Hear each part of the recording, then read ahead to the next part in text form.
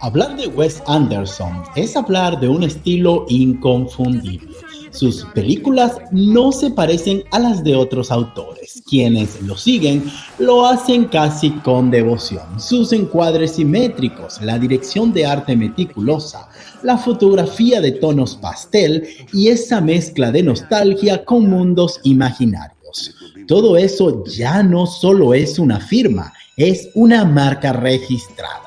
Un sello que respira en cada fotograma y que lo ha convertido en un referente casi obligado para los amantes del cine de autor. Hola amigos y amigas, bienvenidos sean todos una vez más a mi canal, este espacio donde hablamos solo de cine y series de televisión, por supuesto, sin filtro. El día de hoy quiero comentarles acerca de la última película del muy peculiar Wes Anderson, la cual se titula El Esquema Fenicio o The Phoenician Scheme. Así que sin más, comencemos. El Esquema Fenicio cuenta la historia de Zazakora, un magnate con un pasado turbulento que se ve envuelto en un plan de espionaje internacional. Decide dejar su legado en manos de alguien de confianza. Nombra heredera a su hija Lyles, una monja con la que apenas mantiene contacto. Entonces, padre e hija se ven obligados a convivir y a embarcarse en un viaje lleno de revelaciones, traiciones y peligros que pondrán a prueba su relación y sus creencias. Wes Anderson regresa al ruedo 2 años después de Asteroid City y esa serie de cortos que armó para Netflix. Aunque Moonrise Kingdom y El Gran Hotel Budapest siguen siendo sus obras más célebres, obviando su trabajo en animación, aquí vuelve a ese equilibrio entre imagen y discurso, pero intenta sumar un poco más de dinamismo a la historia. Y en general la cosa funciona. La historia se mueve, no se siente plana y hay un esfuerzo por profundizar en el viaje emocional del personaje central. A esto se le suma un Benicio del Toro impecable. Ofrece una interpretación sólida, capturando la complejidad de un personaje que oscila entre la ambición y la redención. Aquí nos hace ese contraste de que los ricos, los empresarios y los magnates también pueden ser buena persona. A esto se le suma Mia Tripleton. Esta es la hija de Kate Winslet, sí, la misma Kate del Titanic. Este es su debut cinematográfico, lo cual ha sido una sorpresa porque ha dado una actuación que muestra madurez y profundidad emocional. La química con Benicio del Toro aporta autenticidad a la relación padre e hija en pantalla. Por otro lado, nos encontramos con un Michael Cera que aporta un toque de humor característico a este tipo de personajes con los cuales nos tiene acostumbrado el director, aunque siento que su personaje pudo haber sido más desarrollado. Se aplaude que Wes se mantenga fiel a su estilo y no le tema a arriesgarse dentro de sus propios límites. La fotografía, como siempre, es hermosa y en esta ocasión colabora con el director de fotografía Bruno de Bonnell, conocido por su trabajo en Amelie y también en la cinta Inside Llewyn Davis. Esta colaboración aporta una nueva dimensión a la estética de Anderson, con una iluminación suave y contrastes velados que realzan la atmósfera de la película. Pero si dejamos de lado el amor que muchos le tenemos a Wes Anderson y nos olvidamos por un momento de sus obras anteriores, hay que reconocer que The Phoenician Scheme tiene huecos argumentales importantes. Hay personajes que entran y salen sin propósito claro, otros que están poco desarrollados y una historia que en el tercer acto se desarma un tanto. El humor, por momentos brillante, termina repitiéndose y perdiendo la fuerza. Y aunque la película tiene más violencia de lo habitual, en Anderson sí, más violencia, pero aún elegante y muy graciosa. A veces da la impresión de que la utiliza para rellenar espacios narrativos.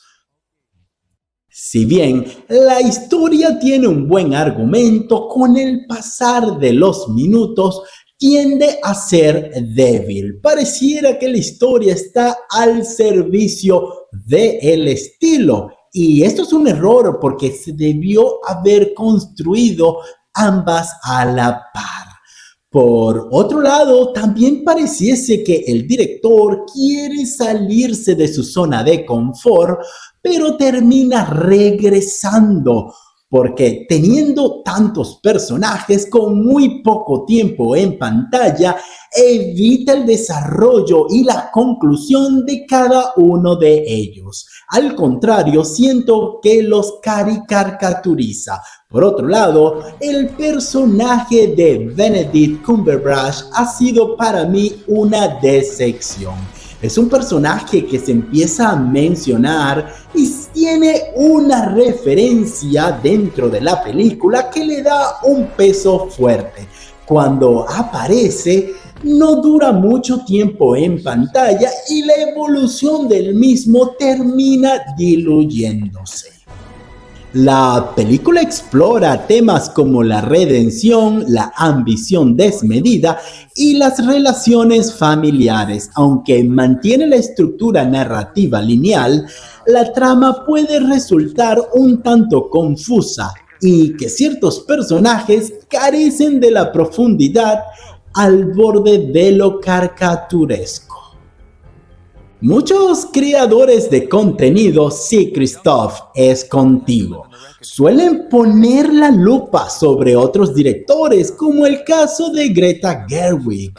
Pero con Wes Anderson solo ven lo positivo, pero no se vale. No porque tenga estilo quiera decir que todo lo que haga está perfecto. Hay que medirlos a todos con la misma vara, mis queridos amigos. No se hagan los ciegos cuando un director les caiga bien. En esencia, la película explora la compleja dinámica de una familia poco convencional en medio de un entramado de espionaje y traición, donde las decisiones morales ambiguas y las relaciones inesperadas amenazan con destruir o redimir a sus personajes. Aborda la idea de dejar una huella en el mundo, ya sea a través de grandes proyectos de infraestructura o a través de las relaciones familiares. Por otro lado, el dinero se presenta como una fuerza destructiva que puede corromper las relaciones familiares y la moral, pues un rico no necesita pasaporte para entrar a ningún país. I don't have a passport. Plantea también preguntas sobre la fe y la búsqueda del significado de la vida.